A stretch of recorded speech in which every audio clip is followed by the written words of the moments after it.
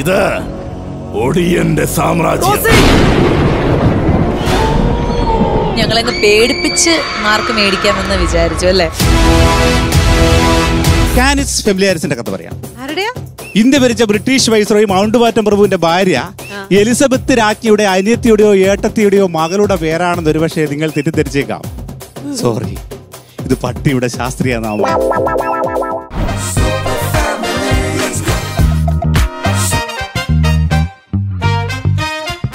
എല്ലാ പ്രിയപ്പെട്ട പ്രേക്ഷകർക്കും സ്വാഗതം. Family wedding centre present super family.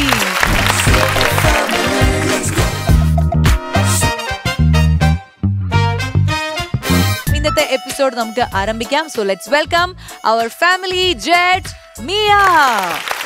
Yes, അപ്പൊ മിയ, നമ്മുടെ സൂപ്പർ ഫാമിലിയില് പാട്ടുകളാണ് കൂടുതലുള്ളത്. പക്ഷെ ഈ സിഗ്നേച്ചർ റൗണ്ടിൽ വരുമ്പോൾ അവരുടെ ഒരു സിഗ്നേച്ചർ എന്ന് പറയുന്നത് പാട്ട് മാത്രമാണോ, അതോ അവർക്ക് അതിൽ എന്തൊക്കെ ക്രിയേറ്റീവ് ആയിട്ടുള്ള കാര്യങ്ങൾ ആഡ് ഓൺ ചെയ്യാം എന്നാണ് നമ്മൾ ഇതിൽ മെയിൻ നോക്കുന്നത്. അപ്പോൾ രണ്ട് ഗംഭീരമായിട്ട് പാട്ട് പാടുന്ന രണ്ട് പേരാണ് നമുക്കുള്ളത് ഫാമിലി വോക്സിൽ. പക്ഷെ അവര് സിഗ്നേച്ചർ റൗണ്ടിൽ എന്ത് ക്രിയേറ്റീവ് പെർഫോമൻസ് ആണ് കാഴ്ചവെക്കുന്നതെന്ന് അറിയാനുള്ള ഒരു സമയമാണ്. അപ്പൊ നമുക്ക് ഇൻവൈറ്റ് ചെയ്താലോ? Yes, okay. So let's welcome team family Woakes.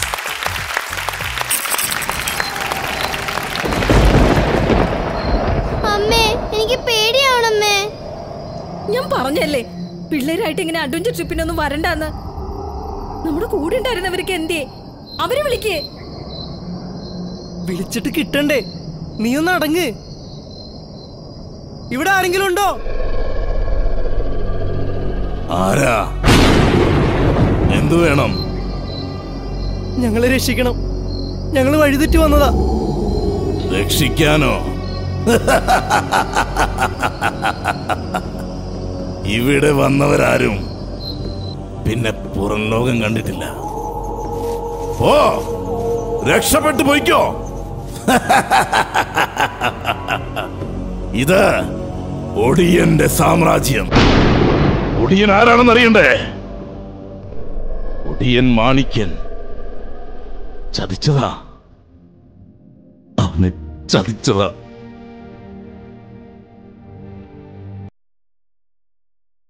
ചതിച്ച് വന്നിരുട്ട് പിറകെ പോയി വെയില് ഓടിയാ ഓടി മറന്നോ വിടലാ പതിയോ വരണ്ട് കീറുമേ കരളി അടുത്തേ വിള്ളലിൽ ചോരക്കിനില്ല നെഞ്ചിലെ താളക്കുളമ്പ് കണ്ണിലെ താരിരുമുള്ളത് ഓടിയ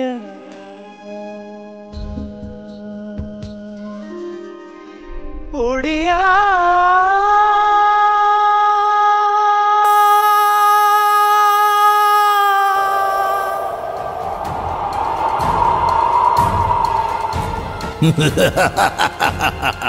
നിങ്ങളോട് ഞാൻ പറഞ്ഞതല്ലേ ഈ സ്ഥലം ശരിയല്ലെന്ന്. ഇനി അനുഭവിക്ക.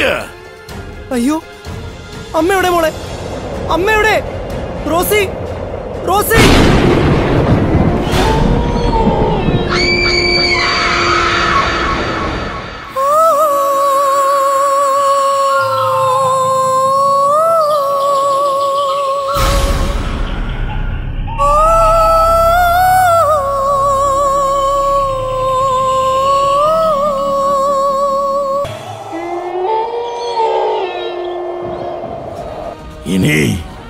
ഇനി നിങ്ങളെ രക്ഷിക്കാൻ ഒരാൾക്കേ സാധിക്കൂ.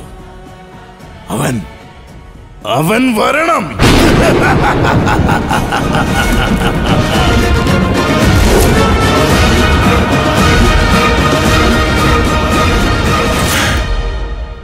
അച്ഛോ, റോസി അവള്. എനിക്ക് എല്ലാം അറിയാം. In the name of Jesus. Hey ദുരാത്മാവേ, റോസിയുടെ ശരീരത്തിൽ നിന്ന് ഒഴിഞ്ഞിപ്പോ.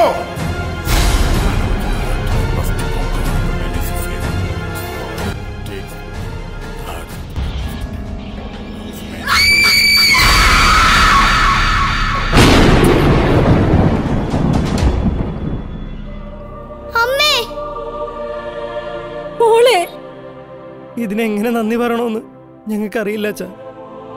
ഞാനൊരു നിമിത്തം മാത്രം. സന്തോഷമായി ജീവിക്കും.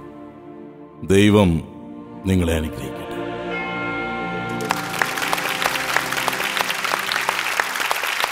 ഓക്കെ ടീം, ഫാമിലി വർക്ക്സ് ഒരു ഹൊറർ മൂഡായിട്ടാണല്ലോ നിങ്ങൾ വന്നത് സിഗ്നേച്ചറിൽ. ഞാൻ സിഗ്നേച്ചറിൽ നിങ്ങൾ വേറെ എന്തൊക്കെയോ കാര്യങ്ങൾ വരും, ഞങ്ങളങ്ങ് പേടിപ്പിച്ച് മാർക്ക് മേടിക്കാമെന്ന് വിചാരിച്ചു അല്ലേ? ഏറെക്കുറെ. ഇനി അതായിട്ട് നമ്മുടെ ആന്റണി അങ്ങ് വിട്ടുകൊടുത്തു. ഇപ്രാവശ്യം പാട്ടൊന്നും പാടിയില്ല അല്ലേ? ഇതില് പാടാൻ എനിക്ക് അവസരമില്ല. ഈ സ്ക്രിപ്റ്റില് അതാ അങ്ങ് വിട്ടുകൊടുത്തു. അപ്പൊ അവര് അതിനുള്ള ഒരു സാധനമാണത്. അതെ. ആരാണ് സംവിധാനം തിരക്കഥയൊക്കെ? ഇവര് രണ്ടുപേരുമാണ്. ഇത് നമുക്ക് പരിചയപ്പെടണം. നമസ്കാരം. നമസ്കാരം, എന്റെ പേര് സൈമൺ. ഞാൻ റിതിന്റെ ഫാദറാണ്. ഞാനൊരു ആർട്ടിസ്റ്റ് ആണ്, റിതം പ്രോഗ്രാമർ ആണ്. അപ്പൊ അഭിനയം കൂടെ നേരത്തെ ഉണ്ടോ? അങ്ങനെയൊന്നുമില്ല, ഇത് പെട്ടെന്നൊരു കാര്യം വന്നപ്പോൾ അങ്ങനെ പഴയ സംഭവങ്ങളൊക്കെ ഒന്ന് പൊടിതട്ടി എടുത്തു അല്ലേ? എങ്ങനെയുണ്ടായിരുന്നു പാടി? ഇപ്പം നല്ല ഭംഗിയുള്ള പ്രേതമായിരുന്നു കേട്ടോ, രസമുണ്ടായിരുന്നു കാണാൻ. കണ്ണും ഇടയ്ക്ക് ഒരു ചിരിയൊക്കെ. ഇവിടെ വന്നപ്പോ ചെറിയൊരു ചിരി വന്നോ? എനിക്ക് തോന്നി. ഞാൻ വേറൊന്നല്ല, നിങ്ങളെ കണ്ടപ്പോ ദൈവമേ ചിരിച്ചത്. ഞങ്ങളും ചിരിച്ചു. ഞാനൊന്ന് വിചാരിച്ചിട്ട് ഈ കൊച്ചായിരുന്നോ എന്ന് വിചാരിച്ചു ഞാനും ചിരിച്ചു. മോളാണെങ്കിലും നല്ല രസമായിട്ട് അയ്യോ അമ്മ എന്ത് ചെയ്യുന്നൊക്കെ ഉള്ള ഒരു ടെൻഷനിലൊക്കെ അഭിനയിച്ചു. വെരി ഗുഡ് കേട്ടോ, വെരി നൈസ്. ഓക്കെ, അപ്പം ഈ സിഗ്നേച്ചർ റൗണ്ടില് അവര് സെലക്ട് ചെയ്തത് ഇങ്ങനെ ഒരു ഹൊറർ ഡ്രാമ, മ്യൂസിക് ഡ്രാമ എന്നുള്ള രീതിയിൽ നമുക്കതിനെ പറയാം. അപ്പൊ അത് എങ്ങനെ ഉണ്ടായിരുന്നു, എന്തൊക്കെയാണെന്നുള്ളത് അറിഞ്ഞു. ഇനി ബാക്കിയുള്ള പെർഫോമൻസുകളൊക്കെ വെച്ചിട്ട് നമുക്ക് നോക്കാം നിങ്ങളുടെ സെമി ഫൈനൽ റൗണ്ട് നിന്ന് ഫൈനലിലേക്ക് പോകാൻ പറ്റുമോ ഇല്ലയോ എന്നുള്ളതൊക്കെ. അപ്പം നെക്സ്റ്റ് റൗണ്ടിൽ കാണാം. Take care, bye, all the best.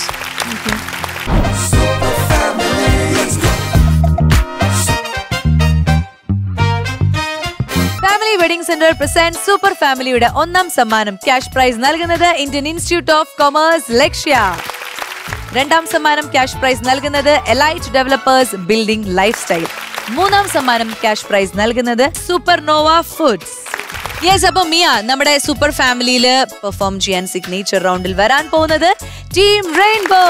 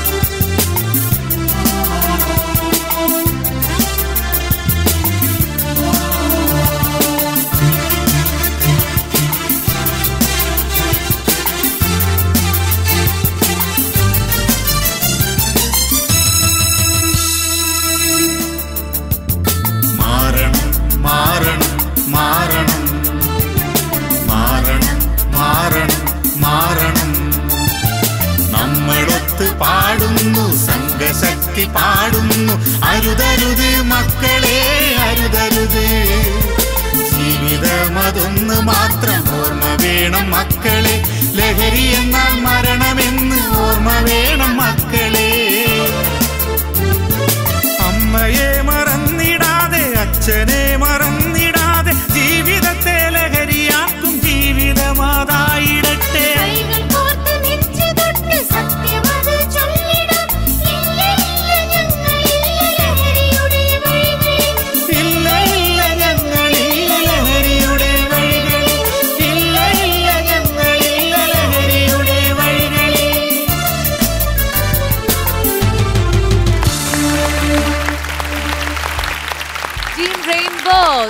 Super performance.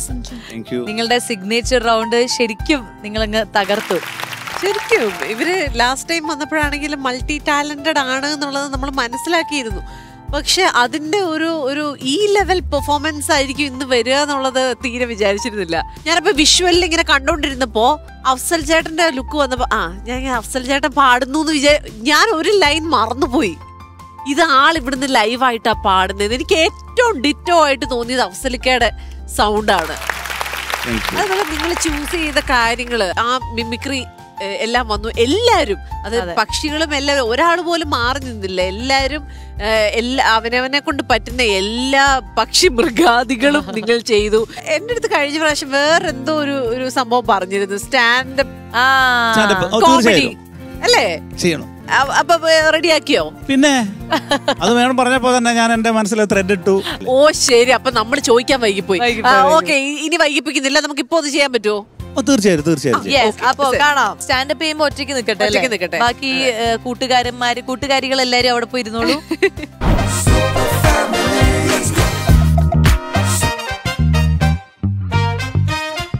Cannes ഫെമിലിയാരിസിന്റെ കഥ പറയാം. ആരുടെയാ? മനസ്സിലായില്ല? ഇല്ല. ഇന്ത്യ ഭരിച്ച ബ്രിട്ടീഷ് വൈസ്രോയി മൗണ്ട് ബാറ്റൻ പ്രഭുവിന്റെ ഭാര്യ എലിസബത്ത് രാജ്ഞിയുടെ അനിയത്തിയുടെയോ ഏട്ടത്തിയുടെയോ മകളുടെ പേരാണെന്ന് ഒരുപക്ഷെ നിങ്ങൾ തെറ്റിദ്ധരിച്ചേക്കാം. സോറി, ഇത് പട്ടിയുടെ ശാസ്ത്രീയ നാമമാണ്, കാനിസ് ഫെമിലിയാരിസ്. ആർക്കെങ്കിലും ഇത് അറിയാതെ പോയിട്ടുണ്ടെങ്കിൽ അതൊരു കുറവേ അല്ല, കാരണം പട്ടിക്ക് പോലും അറിയില്ല ഇത് പട്ടിയുടെ ശാസ്ത്രീയ നാമമാണ്. ഭാരതീയ പുരാണങ്ങൾ അനുസരിച്ച് സ്വർഗത്തിന്റെയും നരകത്തിന്റെയും വാതിലുകൾ കാക്കുന്നത് പട്ടികളാണെന്ന് പറഞ്ഞു കേട്ടിട്ടുണ്ട്.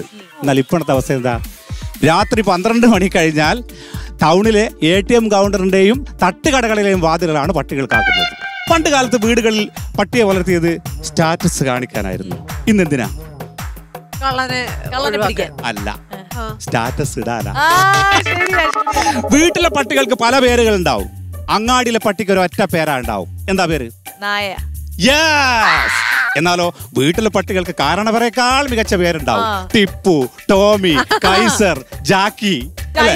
എന്നാൽ സുധൻ എന്നോ വൈകാശി എന്നോ സുനിത എന്നോ അജു എന്നോ ബിനു എന്നോ പേരുള്ള പട്ടി നിങ്ങളെവിടെയും കണ്ടിനോ? കണ്ടിട്ടില്ല. നമ്മളെ പേരൊന്നും പട്ടിക്ക് പോലും ഇടാൻ പറ്റൂല.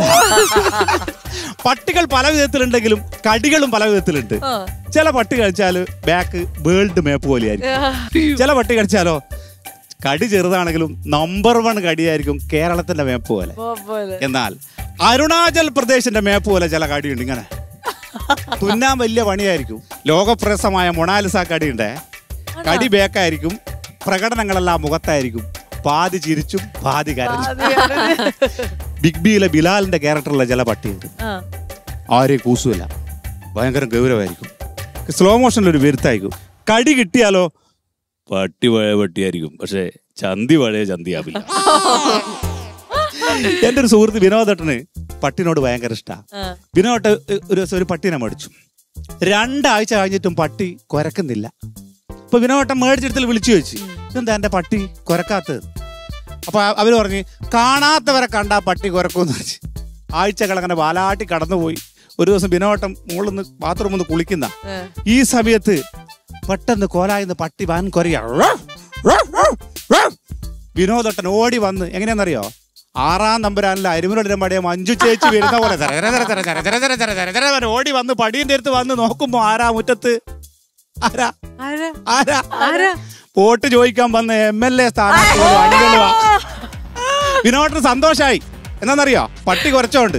പക്ഷെ ഒരു സങ്കടമുണ്ട്. എന്താ സങ്കടം എന്ന് പറയാൻ പറ്റുക? ഇനി 5 കൊല്ലം കഴിഞ്ഞാലേ എന്റെ പട്ടി കുരക്കൂന്ന്. ഈ ത്രെഡ് എനക്ക് എങ്ങനെയാ കിട്ടിയെന്നറിയോ? ഈ ത്രെഡ് ഞാനും എന്റെ മോള് വൈകാശും കൂടി ഒരു ഹയർ സെക്കൻഡറി സ്കൂൾ പരിപാടി കഴിഞ്ഞ് വരുമ്പോ നമ്മളെ ഭയങ്കര ഇഷ്ടമുള്ള ഒരു മനോഹരൻ ചേട്ടനുണ്ട്. എടാ ഒന്ന് എന്റെ വീട്ടിൽ കയറിയിട്ട് പോണോന്ന്. പ്രത്യേകിച്ചും കീബോർഡെല്ലാം വായിക്കും.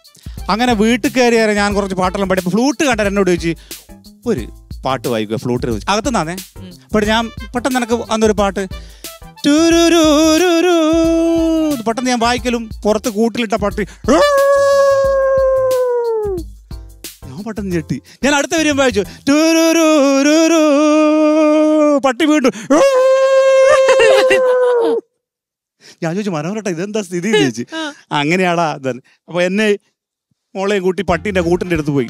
ഞാൻ കൂട്ടിൻ്റെ അടുത്ത് നിന്ന് കുറേ സാധനങ്ങളൊക്കെ വായിച്ചു. പട്ടി അതേപോലെ റിപ്പീറ്റ് ചെയ്തു. അപ്പോൾ ഞാൻ മനോരോട്ടം പറഞ്ഞു, ഇത് റോഡ് വീലറാണ്, ഞാൻ പറയുന്ന എല്ലാ കാര്യവും പട്ടിക്കും മനസ്സിലാവും, പട്ടി പറയുന്ന എല്ലാ കാര്യവും എനിക്കും മനസ്സിലാവും എന്ന് പറഞ്ഞു.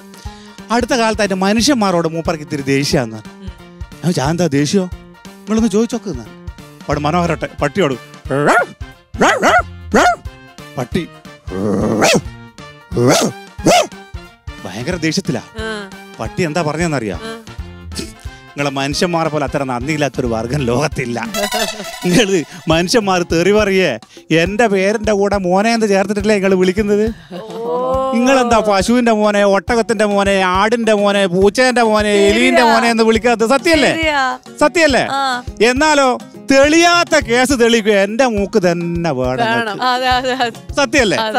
എന്നിട്ട് അഥവാ കേസ് തെളിഞ്ഞാലോ പിന്നെയും കള്ളന്മാർ, വക്കീലുമാരും, ജഡ്ജിമാരല്ലോ നായിന്റെ മോനെ എന്നല്ലേ വിളിക്കുന്നത്. അപ്പോ നമുക്കറിയാം മനുഷ്യന്റെ ആവശ്യങ്ങൾക്ക് വേണ്ടി മനുഷ്യൻ ബഹിരാകാശത്ത് പറഞ്ഞയച്ചൊരു പട്ടിയുണ്ട്. എന്താ പേര്? ലൈക്ക. പിന്നെ തിരിച്ചു വന്നിട്ടില്ല. അങ്ങനെ നാട്ടുകാരുടെ ഏറ് കൊണ്ടിട്ട് തിരിച്ചു വരാത്ത ഒരുപാട് ലൈക്കമാർ നമ്മളെ നാട്ടിലുണ്ട്, ഒരുപാട് പട്ടികൾ. വൈക്കം മുഹമ്മദ് ബഷീർ സാർ പറഞ്ഞതുപോലെ എല്ലാ ജീവികളും ഭൂമിയുടെ അവകാശികളാണ്. Thank you. സൂപ്പർ.